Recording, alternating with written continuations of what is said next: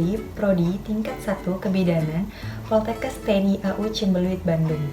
Di sini saya akan menjelaskan tentang mekanisme persalinan. Nah, mekanisme persalinan itu sendiri merupakan pergerakan janin yang berturut-turut untuk menyesuaikan diri dengan jalan lahir. Nah, mekanisme persalinan ada 6 tahap. Yang pertama ada turunnya kepala atau engagement.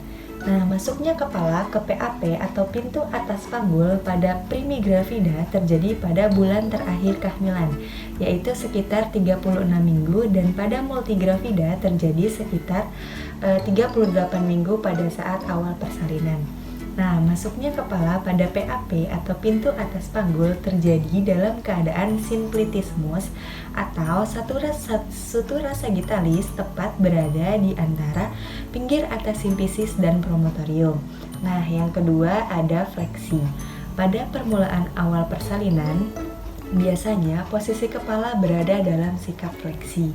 Nah, dengan adanya his atau dorongan dari dasar panggul yang semakin kuat, maka kepala janin akan semakin turun dan semakin fleksi, dan menyebabkan dagu menekan dada dan bagian belakang kepala atau occiput menjadi bagian terbawah. Hal ini dinamakan juga sebagai fleksi maksimal. Nah, yang ketiga ada putaran paksi dalam. Nah, setelah kita mengalami fleksi, maka kepala janin akan berputar sedemikian rupa sehingga diameter terpanjang dari rongga panggul atau diameter antero-posterior akan bersesuaian dengan diameter terkecil transversal oblik pada pintu atas panggul, dan selanjutnya akan bersesuaian dengan diameter terkecil dari pintu bawah panggul. Nah, hal ini terjadi karena kepala janin mengalami gerakan spiral atau seperti skrup sewaktu turun dalam jalan lahir. Nah, bahu janin tidak berputar bersama-sama dengan kepala, sehingga diameter atau sumbu panjang kepala dan sumbu panjang bahu akan membentuk sudut 45 derajat.